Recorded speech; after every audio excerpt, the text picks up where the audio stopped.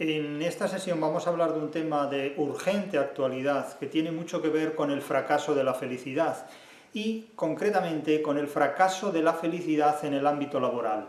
Pero semejante planteamiento, semejante reflexión nos obliga a contrastar el catecismo de la felicidad que actualmente se impone desde múltiples ideologías del siglo XXI con la realidad del mundo laboral.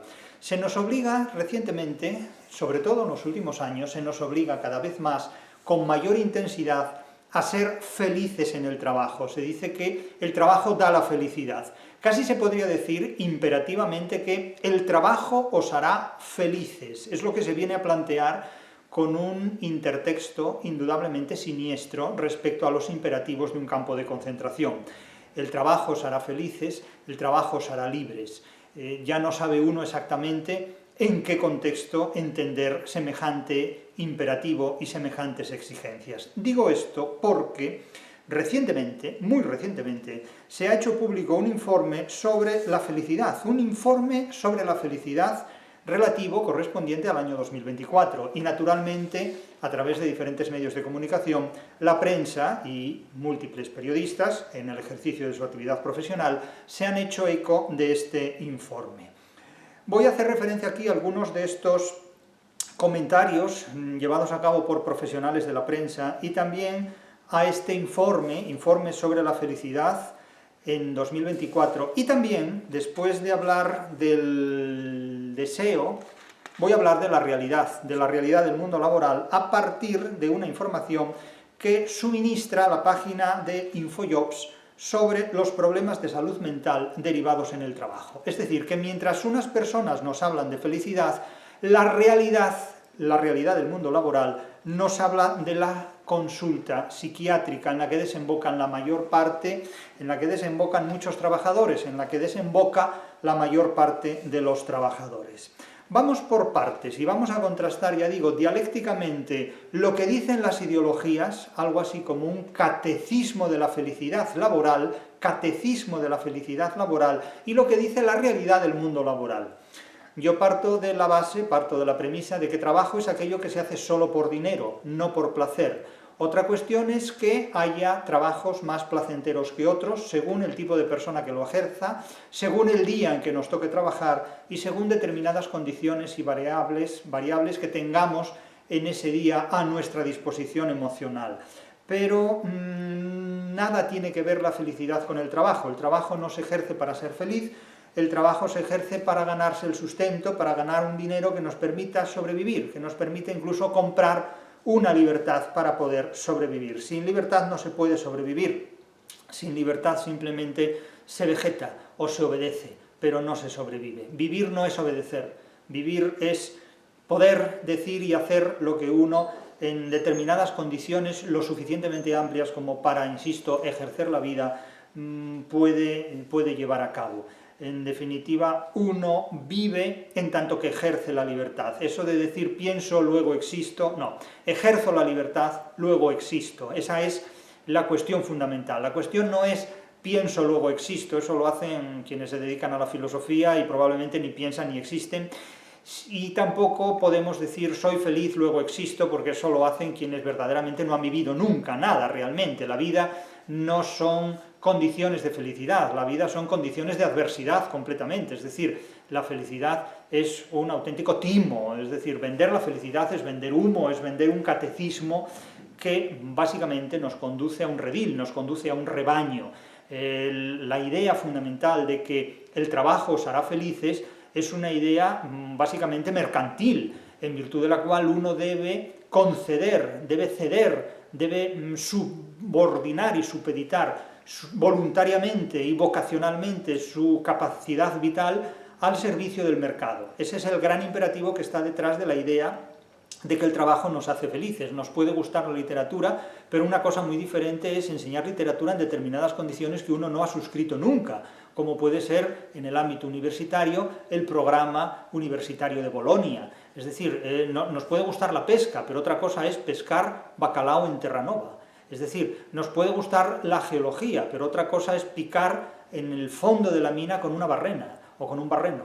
Claro, quiere decirse con esto que Podemos tener mucha libertad para hablar ampliamente de la felicidad, pero quien ha trabajado en condiciones duras y adversas sabe distinguir muy bien entre trabajar y ser feliz, entre el trabajo y la felicidad.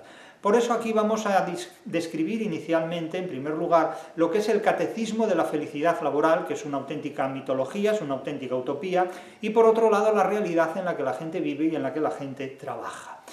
Dice un articulista en un medio de comunicación, dice el titular: para ser feliz en el trabajo es más importante tener un buen jefe que estar en una buena empresa. ¿Y por qué un buen jefe y no unos buenos compañeros de trabajo? ¿Y por qué un buen jefe y no un buen olor en el ámbito en el que se trabaje? Podemos tener un buen jefe y un mal olor en el trabajo y eso puede resultar incómodo. Un buen jefe, y si tenemos ruido en el trabajo, por ejemplo, hay personas que se sienten más cómodas trabajando con perros a su alrededor, hay otras, sin embargo, que se sienten más cómodas trabajando sin perros a su alrededor. Imagínese un pianista que tenga que ensayar una interpretación musical con perros ladrando inmediatamente a su alrededor, pues probablemente no sería la mejor compañía en ese momento, en ese contexto. Los perros pueden ser una buena compañía, pero no en esa circunstancia. Entonces, claro, no digo que un buen jefe no sea una buena compañía, no es lo mismo un jefe que un perro, indudablemente, pero ¿qué es tener un buen jefe? Porque, claro, tener un buen jefe para unos puede ser tener un mal jefe para otros, porque hay jefes que son buenos en tanto que presionan a los empleados, otros que lo son en tanto que fingen una amabilidad que no comparten, etcétera, etcétera. Es decir, trabajamos con unos criterios ideales que si no se definen y no se delimitan, no dicen absolutamente nada. ¿Por qué un buen jefe y no unos buenos compañeros? Tan importante es tener un buen jefe como unos buenos compañeros. Por otro lado, hay trabajos en los que no hay jefes explícitos o presenciales, porque en definitiva, el último jefe, el jefe supremo de todo, es el mercado. Es decir, cuando alguien es autónomo y es jefe de su propia empresa, por encima de él hay una jefatura, que es el mercado, que es quien dicta las normas, quien dicta las leyes y quien impone una serie de condiciones y de exigencias muy por encima de lo que la plantilla a lo mejor puede ser capaz de alcanzar. De ahí que determinadas empresas prosperen y otras simplemente fracasen. Es decir, que si del informe se extrae un titular de estas características, no deja de ser más que una declaración para mantener una conversación, pero que no nos aclara absolutamente nada. Se advierte después en el subtitular: la mayoría de personas trabajadoras son felices y buena parte de culpa está en quien les da más dolores de cabeza. Bueno, esto es como decir que las personas felices son aquellas que son felices porque no tienen problemas. Bien, pero esto no nos aclara absolutamente nada. Por otro lado, si el trabajo da la felicidad, lo más recomendable sería que todas aquellas personas que por alguna razón viven insatisfechas en la vida, pues se dedicaran a trabajar. Y si el trabajo es tan bueno para la salud, yo no sé por qué cuando alguien se pone enfermo le dan una baja laboral en lugar de duplicarle el horario de actividad profesional. Es decir, si el trabajo es tan bueno para la salud y si el trabajo te hace feliz, yo no sé por qué la gente en lugar de trabajar 8 horas al día no trabaja 16. Porque si a lo que se pretende ahora es reducir la jornada laboral, en definitiva lo que estamos haciendo es privar a la gente de felicidad. Porque claro, si resulta que el trabajo te hace feliz, ¿por qué razón quieren reducir de 5 a 4 días la actividad laboral cada semana? Lo lógico sería que si el trabajo nos hace felices, la gente trabajara 7 días a la semana y no solamente 8 horas, sino 16 horas, por ejemplo. Sería el colmo de la felicidad, realmente, ¿no? Es decir, que resulta sorprendente que este tipo de cosas se planteen de forma tan natural y tan espontánea, o mejor decir, yo añadiría, tan irreflexiva.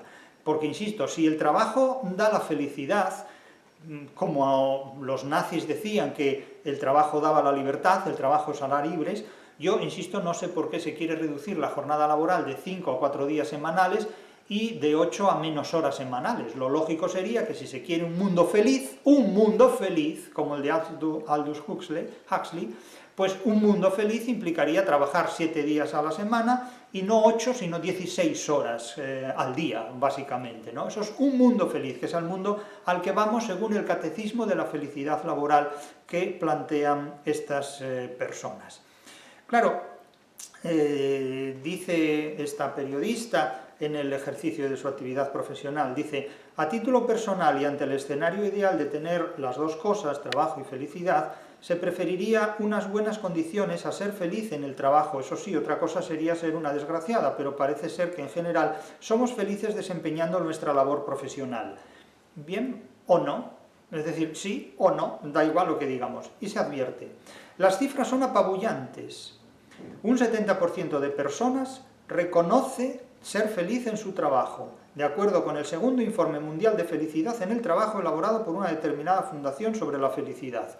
Y hay más, una de cada cuatro personas trabajadoras asegura ser muy feliz, o sea, una de cada cuatro es felicísima. Pues nada, todo bien. La siguiente cuestión es, ¿qué nos hace ser tan felices en el trabajo? Sí, es lo que yo me pregunto, ¿qué nos hace ser tan felices en el trabajo? ¿La nómina o la ignorancia? ¿O la sumisión? Pues depende para qué nos hayan programado.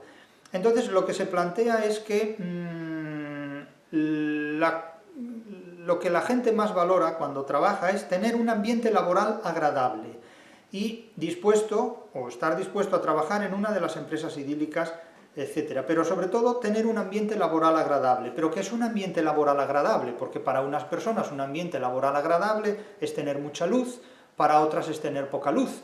Claro, un fotógrafo que antaño revelaba fotografías en su laboratorio no podía tener mucha luz. Alguien que está en una mina picando no puede tener mucha luz. En fin, alguien que es veterinario puede trabajar con animales, pero alguien que no es veterinario, pues tal vez no se puede permitir el lujo de trabajar con animales. El ambiente laboral agradable es totalmente relativo y depende de cada persona y de cada día. Lo difícil precisamente es armonizar o hacer compatible lo que para diferentes personas es comúnmente agradable, el común denominador de lo agradable. Y entonces se focaliza toda la responsabilidad en el jefe. Es decir, si yo soy infeliz en mi trabajo, la culpa la tiene mi jefe. Bueno, ¿y qué culpa tiene el jefe? El jefe por encima tiene otro jefe, y el último jefe, en última instancia, tiene por encima una jefatura absolutamente indómita, que es el mercado, en definitiva. Entonces se dice en uno de los epígrafes, si eres feliz o infeliz en el trabajo, tu jefe tiene todas las papeletas. Una manera eufémica de decir, tu felicidad depende de tu jefe. Bueno, ¿y qué culpa tiene tu jefe de que tú seas feliz o infeliz? Tu jefe va a hacer su trabajo. ¿Y la felicidad del jefe quién la garantiza? En definitiva. Porque claro, esto está planteado desde el punto de vista del trabajador, y lo que le dice esta información al trabajador es, tú tienes que ir feliz a trabajar, tú tienes que ir contento a trabajar, porque si no vas contento a trabajar, creas un mal ambiente y complicas las cosas a tu jefe y a tus compañeros. Y al jefe se le dice, tú debes ser un buen jefe, y para ser un buen jefe tienes que crear un buen ambiente. Es decir, puedes joder a tus empleados, pero siempre con muy buen ambiente. Eso es algo muy importante, debe quedar claro. Tú puedes fastidiarle la vida a tus subordinados, pero siempre con buen ambiente, ¿eh? Es decir, que, claro, el ambiente que sea bueno. Y se habla de la importancia del liderazgo, que es una de esas palabras que cuando yo me encuentro, pues me echo a reír, porque realmente el liderazgo me hace acordarme de caudillos, de dúcheres o de Führer, y este tipo de términos me resultan siempre muy inquietantes. Se dice que tu jefe es clave para generar compromiso en el equipo. ¿Qué es compromiso en el equipo? ¿Qué quiere decir eso? El jefe es clave y los demás empleados también, porque como en un equipo tengas un grupo de personas que no responden a las exigencias de lo que hay que hacer, no funciona nada. El jefe en todo caso será responsable de hablar con el Departamento de Recursos Humanos y de promover la salida de esas personas de ese equipo o de ese grupo, en definitiva. Se advierte, el papel del jefe es fundamental porque te valida. Claro, entendemos que uno no es capaz de validarse a sí mismo, sino que necesita la validación de otros, y de otros a los que tenga que reconocer necesariamente como superiores. Es decir, que aquí lo que se plantea es la anulación intelectual del ser humano, para que todo lo que emocional o intelectualmente es el ser humano dependa de su superior. Eso es entregar completamente a la inteligencia y la emoción a una entidad superior a nosotros y subordinarse completa y ciegamente a ella. Esto es protestantismo puro, en definitiva. La validación en tu trabajo te valida también como persona, o sea que aquí ya no solamente nos extralimitamos, sino que el trabajo lo es todo. Fíjense hasta qué punto hay una expropiación del ser humano en términos laborales, que en primer lugar lo que se plantea es una sumisión emocional e intelectual del ser humano a un jefe, a una entidad superior, sea una persona o sea simplemente el mercado. O sea, tú eres bueno en tanto que eres obediente, y en tanto que por obediente el mercado o tus superiores te validan como tal, porque no vale que tú te reconozcas a ti mismo, que tú te valides a ti mismo, tiene que hacerlo alguien externo a ti que tenga competencias de ordenación sobre ti, sea tu jefe o sea, en el caso del jefe, el mercado que está por encima de él.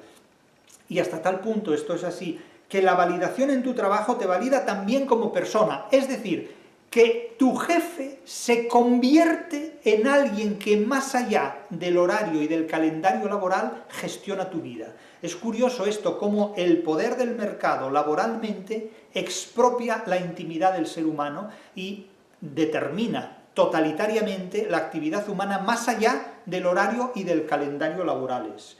Es decir, ¿qué tipo de sociedad quiere diseñar un tipo de trabajador de esta naturaleza? Pues una sociedad donde el mercado totalitarice el comportamiento humano. Y para eso es necesario, naturalmente, pues crear un catecismo de la felicidad laboral, que es lo que hay aquí, un catecismo de la felicidad laboral. La relación con tu jefe está muy estudiada porque te pregunta, te valora, te da autonomía y de él dependen tus condiciones laborales. Fíjense en lo que te dice, es decir, tu jefe es Dios, es decir, Dios te validará, Dios te dirá si eres bueno o si eres malo. Es decir, de lo que tu jefe diga, tú dependes, porque tus emociones y tus intelectualidades, tus capacidades emocionales e intelectuales, tu inteligencia y tu emoción depende exclusivamente de tu jefe, que será tu Dios. Y a él le debes respeto y veneración, es decir, que podemos calificar de los 10 mandamientos de la felicidad laboral. Honrarás a tu jefe sobre todas las cosas, amarás a tu jefe sobre todas las cosas, entonces el gran hermano. Literalmente es el gran hermano, orwelliano completamente. El jefe es más importante que la propia empresa para ti. Es decir, que el jefe es más importante que la propia empresa para ti. O sea, esto es un catecismo puro. O sea, esto nada tiene que ver con la felicidad, esto tiene que ver con la sumisión y sobre todo con el reemplazo que el siglo XXI ha hecho de la libertad bajo el nombre y bajo el imperativo de la felicidad. Realmente pretender que una sociedad se organice de esta manera puede dar lugar a ciertos logros, pero es un camino que puede tener cierto éxito en determinados contextos y ciertos fracasos en otros contextos. Depende de la capacidad de resistencia que ofrezcan los seres humanos ante una situación de esta naturaleza, pero eso ya depende de los seres humanos, porque el ser humano es el animal más fácil de domesticar. Quiero decir, de todas las criaturas biológicas habidas y por haber, el ser humano es la criatura más fácil de domesticar completamente. Entonces, fíjense el catecismo cómo prosigue. La actitud del jefe afecta directamente al estado de la plantilla y marca la diferencia entre tener un ambiente laboral saludable o uno tóxico. Pero, ¿qué es un ambiente laboral saludable? Aquel donde no tienes ni libertad ni capacidad para pensar o para sentir lo que tú legítimamente sientes o piensas, porque tienes que pensar y sentir según tu jefe te dispone que sientas o que pienses. Claro, el jefe es un totalitario, es una entidad totalitaria. Marcan la diferencia. Este experto en productividad detalla que una de las claves para ganarse el respeto en el trabajo para un jefe es ser amable. Es decir, esto es imponer las cosas por las buenas, pero si no te hacen caso, entonces, ¿qué es lo que te espera? El paro, el ostracismo laboral. Y se dice, ser jefe es fácil, pero hay que liderar, es decir, preguntar, respetar, valorar, es decir, joderte por las buenas. O sea, el planteamiento es, el jefe tiene derecho a todo y tú solo tienes derecho a obedecer, porque obedeciendo serás feliz. La obediencia te hará feliz. Esto es el imperativo del catecismo de la felicidad laboral. La obediencia, la sumisión, te hará feliz. Lo que hará feliz será sobre todo al jefe, evidentemente, y al jefe del jefe, y al jefe supremo de todo. Es a quien la obediencia hará feliz. Aunque el porcentaje de la felicidad en el trabajo es abrumador, no conviene olvidar los problemas de salud mental en el trabajo. Ay, amigo, aquí empieza la realidad. Nótese que la propia periodista advierte de ambos aspectos, no se limita a uno, presenta también el lado dialéctico, el lado contrario. Quiero decir que no podemos afirmar que la periodista sesgue la realidad, da cuenta de lo que hay, y el lector, según sus capacidades, interpretará lo que ve. Pero la periodista no es sentenciosa, no es tendenciosa, ni sentenciosa tampoco. Ella dice lo que hay y expone lo que tiene delante. Después cada cual, a partir de la información que esta periodista pone a disposición del lector, el lector escogerá lo que estime oportuno y comentará esto o aquello y hará lo que quiera, que ya sabemos que la gente comenta lo que le da la gana. Vale, muy bien, lo que hace es publicidad.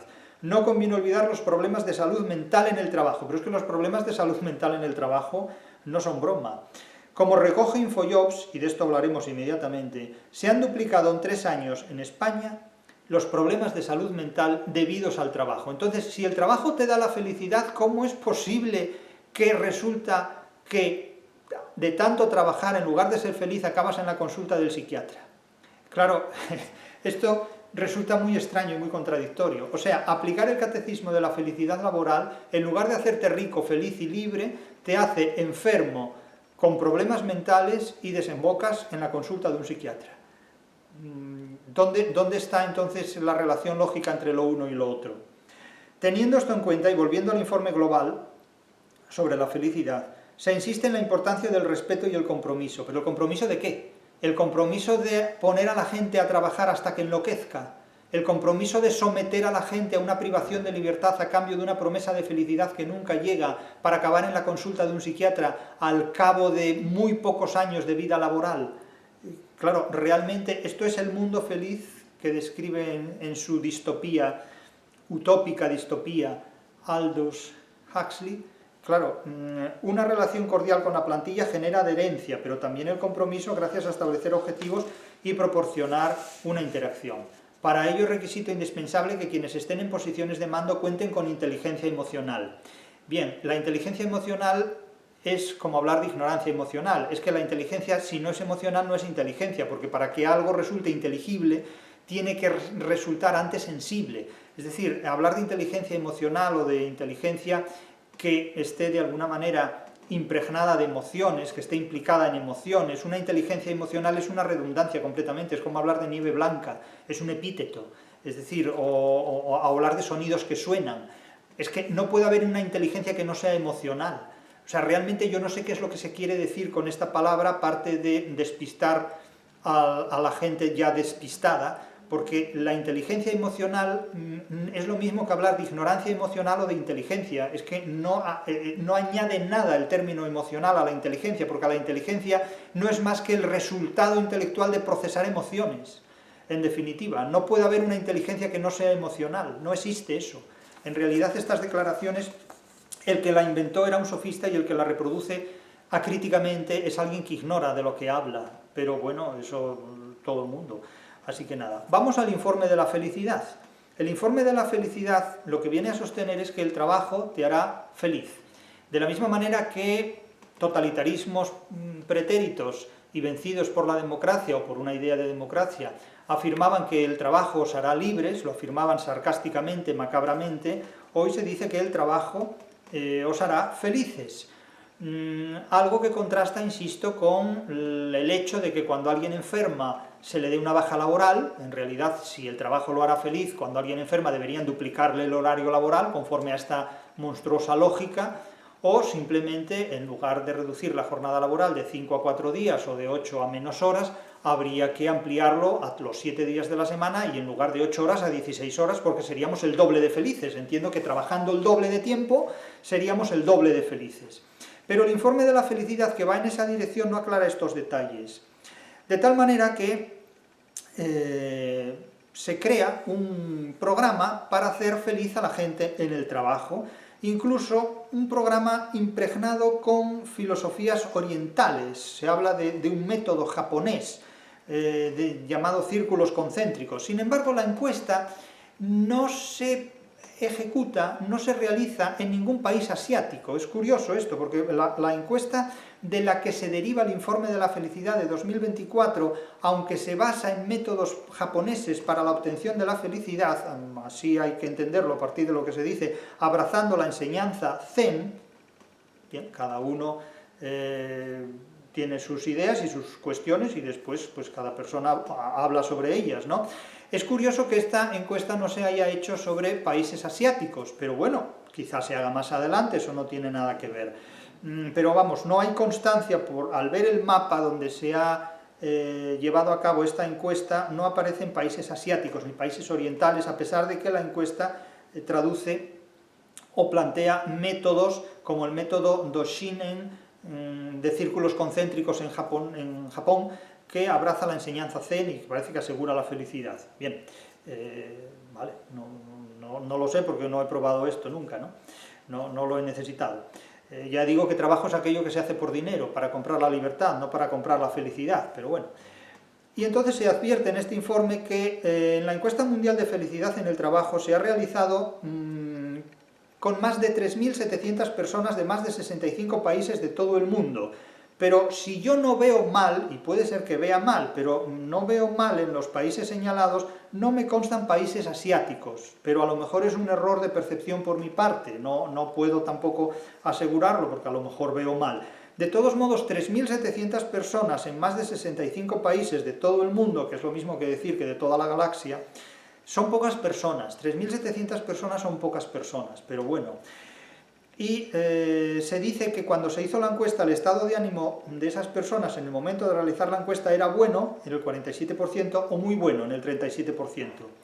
Bien, claro, no es lo mismo hacer una encuesta sobre la felicidad con un buen ánimo que hacerlo con mal ánimo, eso ya depende. El colectivo mayoritario que ha realizado la encuesta pertenece a la llamada generación X, es decir, a los nacidos entre 1965 y 1981 según esta nomenclatura, es decir, a los que están entre los boomers y los milenaristas. Se supone que yo pertenezco cronológicamente, matemáticamente a la generación X, con un 47% de participación, seguido de la generación de los milenaristas, que serían del 82 al 94, quienes han participado con un 34%. Bien, es decir que resulta que no hay boomers en esta encuesta. A los boomers no se les tiene en cuenta ya en encuestas laborales, cuando siguen teniendo el poder, de hecho. De hecho, los milenaristas son un producto de los boomers, en definitiva. Y lo que se plantea es una encuesta solo a 3.700 personas, de las cuales básicamente son boomers tardíos en muy escasa proporción, y sobre todo milenaristas en líneas generales. Y se advierte que la gente de más edad, de la generación del baby boomer, los anteriores a 1964, con cargos de responsabilidad y con modelos de trabajo híbridos o presencial, son los que tienen una mayor sensación de bienestar frente a la gente más joven con un modelo de trabajo remoto al 100%, los cuales son los que se sienten más infelices, los que sienten menos bienestar. Pero claro, aquí hablamos de sentimientos, no de realidades. Y se advierte en ese informe, los profesionales menos felices pertenecen a los colectivos de automoción, publicidad y prensa, frente a los servicios inmobiliarios, que son los que tienen mayor sensación de felicidad en el trabajo. Los baby boomers, los anteriores a 1964 según los datos estipulados cronológicamente, y los milenaristas de 1982 hasta 1995 son los que muestran mayor sensación de felicidad en el trabajo. Son datos bastante contradictorios entre sí, porque primero dicen una cosa, después dicen otra cosa. Es un tanto contradictorio esta cuestión. Y se añade, podríamos decir que la antigüedad en la empresa impacta en la felicidad, de modo que las personas que llevan menos de 10 años son las más felices. En función al modelo de trabajo no se aprecia una gran diferencia, etcétera, etcétera. Así entran en pequeños detalles, pero de alguna manera el propio informe resulta en muchos aspectos bastante contradictorio. Pero lo que sí se aprecia, lo que sí se observa, es que se trata de dar la imagen a las nuevas generaciones de que el trabajo da la felicidad y que tienen que asumir que trabajar es una de las condiciones necesarias para ser felices y que ser obediente en el trabajo asegura la felicidad. Es decir, el lema básicamente es el trabajo te hará feliz, el trabajo te hará feliz. Y se plantea sobre todo, fíjense ustedes, esto es muy revelador, esto es muy interesante, la regla de los 3 metros en el trabajo. Esto es muy interesante y hay que mencionarlo. Se dice en otra información periodística procedente de otros informes relacionados con este mismo asunto que las personas más felices en el trabajo siguen la regla de los 3 metros, según un experto en bienestar. Bien, la regla de los 3 metros, que podían llamarla de los 3000 milímetros, por ejemplo, si quieren ser más exactos, más precisos, dice que los empleados deben crear una circunferencia de 3 metros de diámetro y controlar todo lo que ocurre dentro. Bien, si nosotros supeditamos a cada ser humano 3 metros, es decir, digamos que el área de la circunferencia, como sabemos, es pi r cuadrado, ¿no? Es decir, el radio al cuadrado multiplicado por el número pi. Eso sería exactamente la libertad de la que dispone un ser humano. 3 metros circulares o 3 metros cuadrados. Imagínense ustedes lo que es reducir al ser humano a una libertad espacialmente limitada a 3 metros cuadrados o a 3 metros circulares. Eso es la regla de los 3 metros. Es decir, tu libertad termina en un radio de 3 metros, en un radio de 3, o en un diámetro, no se aclara muy bien esto. La circunferencia es de 3 metros, no, perdón, de 3 metros de diámetro, es decir, peor todavía, porque serían, si fuera el radio sería un diámetro de 6 metros, pero no. Es decir, tu libertad mide 3 metros de diámetro, y en 3 metros de diámetro serás libre y feliz. O sea, fíjense ustedes a qué grado hemos llegado, de limitación. ¿Ustedes creen que el presidente de los Estados Unidos tiene una libertad de 3 metros de diámetro? No. ¿Ustedes creen que alguien que tiene mucho poder, su poder se limita a una libertad de 3 metros de diámetro? ¿Ustedes creen que un animal salvaje, una cebra, un cocodrilo, un hipopótamo, una célula, incluso, en un determinado cuerpo, tiene una libertad de 3 metros de diámetro? De 3 metros de diámetro, no. El presidente de los Estados Unidos, ya les digo que no, y un puma, y un leopardo, y un cocodrilo, y un hipopótamo tampoco tienen una libertad de 3 metros de diámetro. Sin embargo, el Catecismo de la Felicidad Laboral exige que el ser humano tenga una libertad de 3 metros de acción. Imagínense ustedes lo que supone asumir esto, vivir en una libertad de 3 metros de acción en el ámbito laboral. Mi despacho mide mucho más de 3 metros, indudablemente, y el de mis compañeros también, todos tenemos el mismo tipo de despacho. Entonces, si esto es lo que nos dicen los expertos en bienestar, prepárense aquellos a quienes la segunda mitad del siglo XXI tiene reservada la culminación de la felicidad en el trabajo, indudablemente. Claro, el presidente de los Estados Unidos, como el mandatario de cualquier gran potencia mundial, de cualquier gran potencia planetaria, pretende disponer la libertad de la 10.000.000ª parte del cuadrante del meridiano terrestre multiplicada por 10 millones, es decir, un metro multiplicado por 10 millones, que es, en definitiva, la medida que da el correspondiente globo terrestre. Es decir, que la libertad de un poderoso no se limita a 3 metros, la libertad de un infeliz se limita a 3 metros, y además ya te lo dicen, ya te lo cuentan. Claro, si nosotros leemos este informe, observamos claramente que parece un cuento de Borges, es decir, parece realmente y literalmente un cuento de Borges. Entonces, claro, lo que leemos tal parece que es una especie de relato de Funes el Memorioso o Pierre Menard o un personaje de estas características con las que uno no quisiera identificarse jamás. Y se advierte, a la hora de enfrentarnos a un trabajo, todos esperamos ser lo más felices posible. No, a la hora de enfrentarnos a un trabajo lo que esperamos es sobrevivir al trabajo, la felicidad no está en el trabajo, la felicidad está en otra parte. Es decir, esta premisa ya nos induce a vivir de manera equivocada.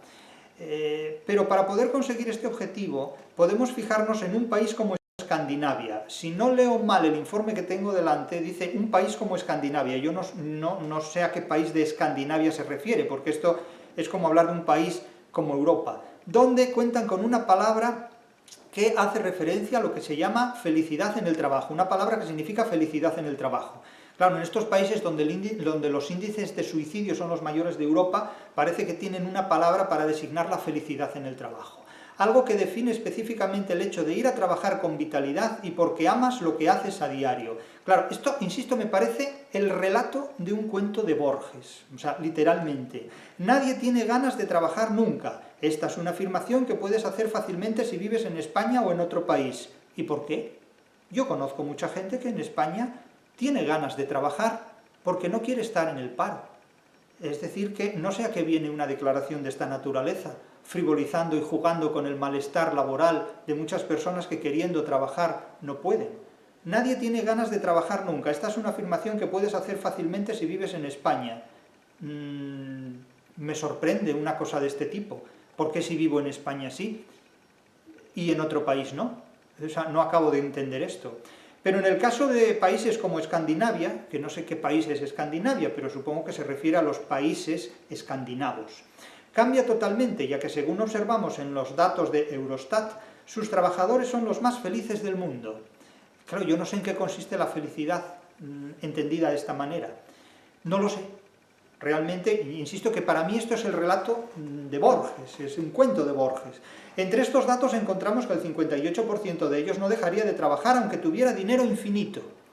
Claro, esto es borgiano completamente, es una hipérbole tras otra, es una situación distópica que se plantea como si fuera posible o como si fuera real. El secreto para ser feliz en el trabajo es la regla de los 3 metros. Fíjense ustedes, es decir, vivir en un mundo encarcelado por una circunferencia cuyo diámetro son 3 metros, 1,5 metros de radio. Imagínense ustedes lo que es esto. Ahora la gran pregunta que nos podemos hacer es, ¿cuál es el secreto para poder ir tan feliz al trabajo cada día? Bueno, no tener inteligencia para interpretar el contexto laboral en el que te encuentras. Y no me creo que esto sea cierto, porque tengo a las personas que viven en países escandinavos por personas muy inteligentes que nada tienen que ver con lo que se narra en este relato de ficción, porque esto es una narración ficticia destinada, supongo, que a hacer creer a la gente algo que en realidad no tiene ningún fundamento. Es decir, esto es una ficción completamente, es una ficción catequética. Tu felicidad en el trabajo es tu responsabilidad. Si quieres ser feliz en el trabajo, no puedes esperar a que tus compañeros o tu jefe hagan algo. Tienes que empezar contigo mismo. Esto más bien es el ideario de una secta que las condiciones laborales de una actividad profesional. Claro, es que esto explica este experto, así explica este experto la filosofía que todos debemos tener en el trabajo para conseguir ser más felices. Y aquí topamos con la filosofía. Claro, cuando hablamos de la filosofía, ¿de qué hablamos? No sabemos de qué hablamos cuando hablamos de filosofía, porque hay que determinar de qué filosofía hablamos. Unas filosofías se oponen a otras, y aquí sale, como no va a salir, el búho. El búho, este libro que tanta inquietud sienta entre quienes no comparten algunas de sus ideas, ¿no? En ese punto, una filosofía para sobrevivir en el siglo XXI. Podríamos decir una filosofía para ser feliz en el siglo XXI, pero eso ya lo hacen quienes tratan de darnos esta catequesis. En este libro, en El Búho, familiarmente llamado como Una filosofía para sobrevivir en el siglo XXI, hablamos de muchas de estas cuestiones que tienen que ver con la felicidad y hablamos de cómo en muchísimos casos, cuando se habla de la filosofía en estos términos, no en otros términos, la filosofía es una forma excéntrica de ejercer la sofística. Es decir, cuando a la filosofía le privamos de la religión, le privamos de la ideología y le privamos de la autoayuda, y aquí la filosofía funciona como autoayuda,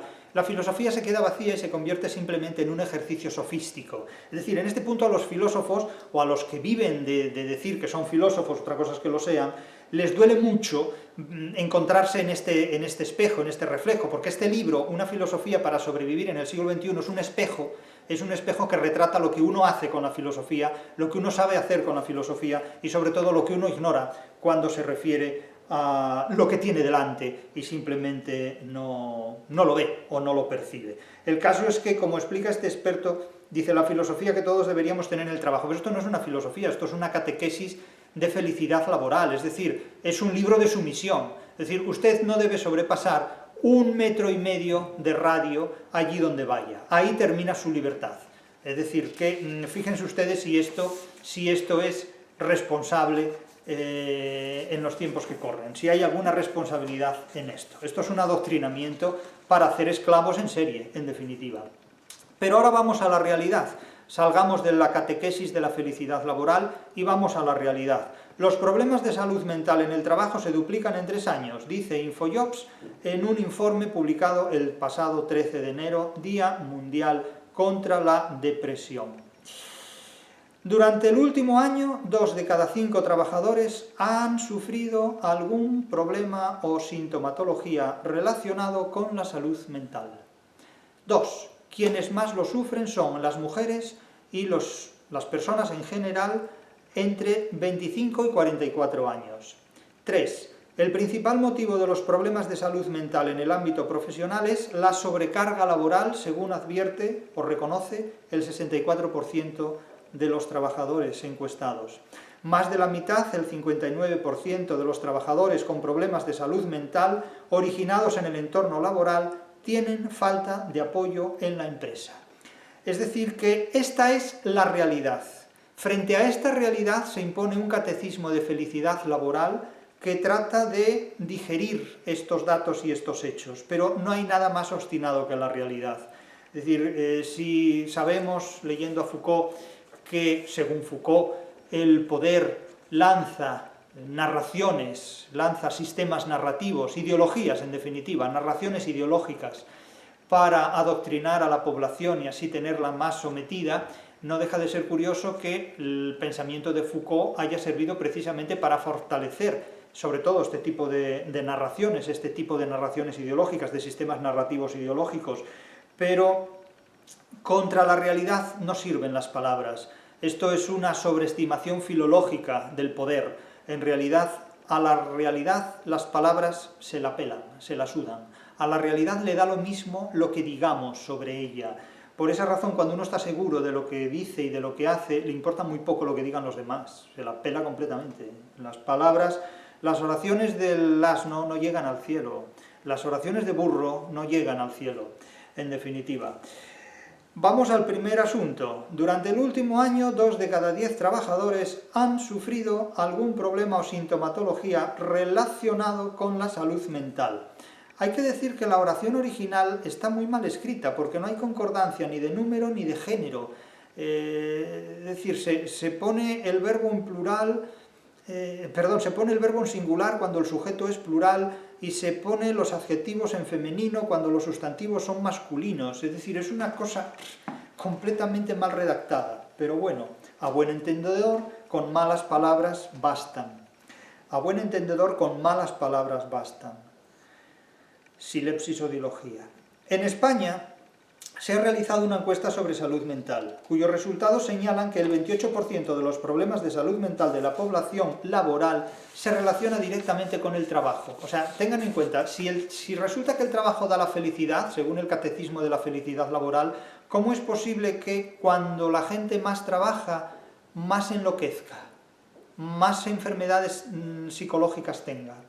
Los datos se duplican según la contabilidad de la última valoración, en 2021, cuando era solo un 13%, ahora se ha duplicado, ahora llegamos al 26%. Además, durante el último año, un 42% de los trabajadores afirma haber sufrido algún problema o síntoma relacionado con la salud mental a causa del trabajo. Es decir, que los problemas de salud mental derivados del trabajo han crecido exponencialmente y siguen creciendo exponencialmente. Y a la vez, simultáneamente, nos encontramos con un catecismo de felicidad laboral que nos dice que cuanto más trabajes, más feliz eres. ¿Mienten los hechos o mienten los informes? Eso se lo dejo a ustedes, cada uno dirá lo que quiera, unos dirán que una cosa, otros dirán otra cosa, cada uno dirá lo que estime oportuno, como siempre. El crecimiento de los casos de problemas de salud mental en el trabajo viene acompañado además por un aumento de su gravedad, es decir, no son problemas ligeros, no son problemas suaves o superficiales, sino muy profundos y muy crudos. Un 64% de los afectados declara que el nivel sufrido en estas patologías fue medio, mientras que para un 16% ya fue grave. Y esto se incrementa respecto a años anteriores. 16% hoy, hace 3 años era el 14%, etcétera, etcétera. ¿Quiénes sufren más? Las mujeres y las personas entre los 25 y los 44 años. Quienes más lo sufren, dice el informe, son mujeres. Un 31% de mujeres frente al 25% de los hombres. Y los trabajadores entre 25 y 44 años, 36% para quienes tienen entre 25 y 34 y 35% para quienes tienen entre 35 y 44. Cada uno, a partir de estas estadísticas, puede extraer las interpretaciones que estime oportunas, horóscopo incluido. Yo simplemente me limito a exponer los datos. Los porcentajes registrados en el resto de edades rondan el 22 y el 25%.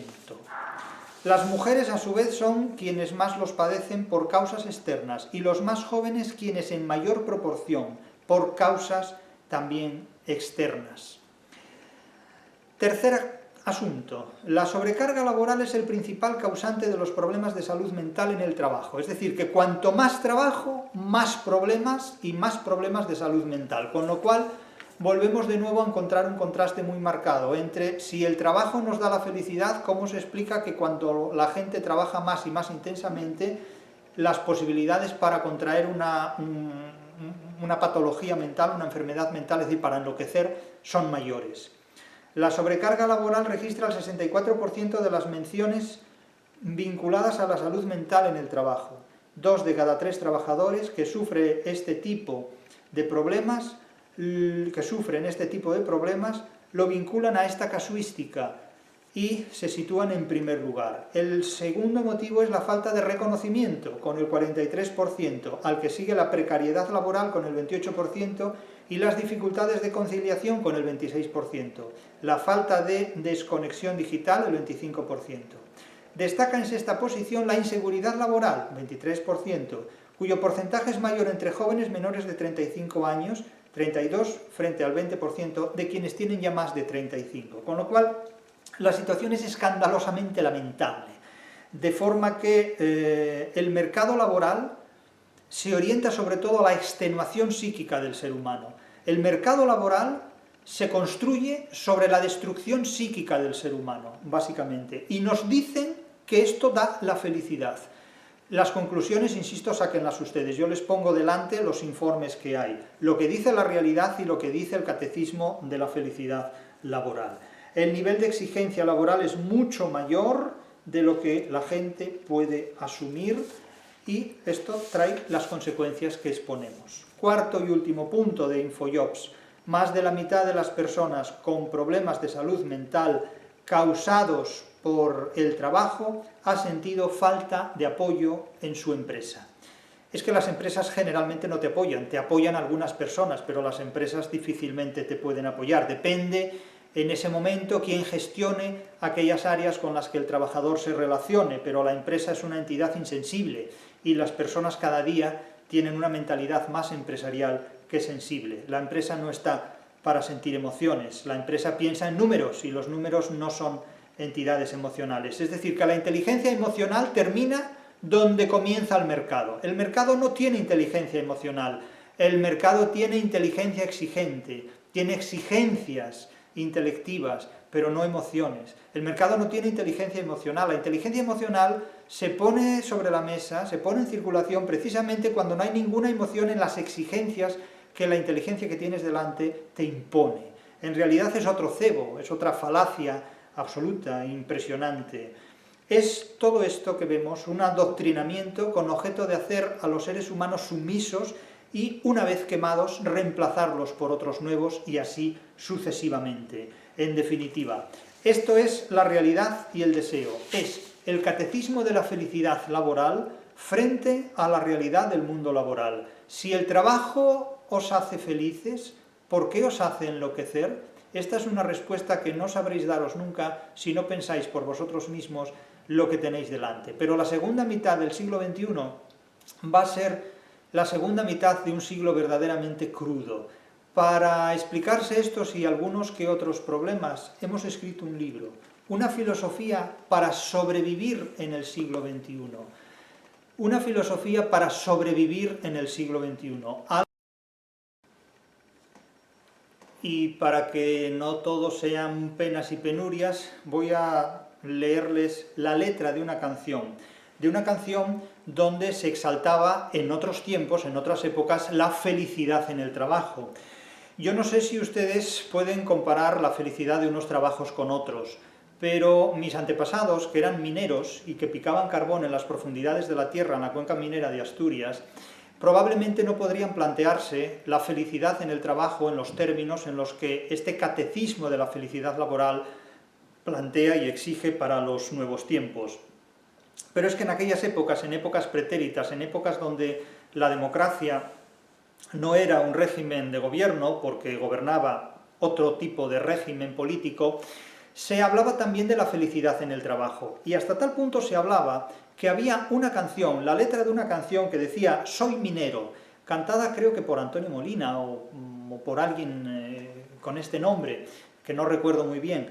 Pero esta letra la tienen en internet y me permitirán que yo se la lea, porque es lo mismo que el catecismo de la felicidad laboral, pero en otra época, en otro contexto. Quiero decir que esto que hoy se nos impone, el catecismo de la felicidad laboral, no es algo absolutamente nuevo, ha existido desde siempre, y los regímenes totalitarios siempre exigen que el ser humano trabaje felizmente. Así lo exigía el marxismo soviético, así lo exigía la estalinización, y así lo exigían también otros regímenes que no tenían mucho que ver con el estalinismo, pero que sí eran regímenes totalitarios. En las sociedades totalitarias la infelicidad está prohibida, y resulta muy inquietante que las democracias cada vez utilicen la prohibición sobre la infelicidad de manera tan recurrente y que la lleven a extremos tan singulares como es el mundo laboral. La letra de esta canción decía lo siguiente, y ya les digo que es de una época donde no había democracia, y leemos: «Yo no maldigo mi suerte, porque minero nací, y aunque me ronde la muerte, no tengo miedo a morir. No me da envidia el dinero, porque de orgullo me llena ser el mejor barrenero de toda Sierra Morena», de toda Sierra Morena, en esa epanástrofe que consiste en repetir un verso para iniciar con ese mismo verso la estrofa siguiente. «Bajo a la mina cantando, porque sé que en el altar mi madre queda rezando por el hijo que se va». O sea, fíjense ustedes cómo esto sí que es ir feliz al trabajo, ir feliz a picar carbón a una mina, y esto, vamos, imagínense ustedes, ¿no? Esto sí que es ir feliz al trabajo, no ir feliz a la oficina. «Bajo a la mina cantando, porque sé que en el altar mi madre queda rezando por el hijo que se va, y cuando siento una pena, bajo el viento mi cantar. Soy minero, y templé mi corazón con pico y barrena. Soy minero, y con caña, vino y ron me quito las penas». Fíjense ustedes qué barato es ser feliz, con alcohol. O sea, fíjense cómo no hemos evolucionado nada desde el punto de vista de la exigencia de la felicidad en el trabajo. O sea, con alcohol, con caña, vino y ron, con 3 variedades de alcohol. «Soy barrenero porque a mí nada me espanta y solo quiero el sonido de una taranta. Compañero, dale al marro pa' cantar mientras garbillo, que al compás del marro quiero repetirle al mundo entero, yo soy minero». Claro, este sí que va feliz al trabajo, pero esto también era el catecismo de la felicidad laboral cantado en coplas. ¿En coplas de qué régimen? Pues ya saben ustedes qué régimen era. «Soy barrenero porque a mí nada me espanta y solo quiero el sonido de una taranta. Compañero, dale al marro pa' cantar mientras garbillo, que al compás del marro quiero repetirle al mundo entero, yo soy minero». Pues nada, el trabajo no os hará libres, pero os hará felices. Por esa razón, el exceso de trabajo conduce a la gente a las consultas del psiquiatra o simplemente a la hospitalización. Ya vemos qué sociedad tenemos para este siglo XXI.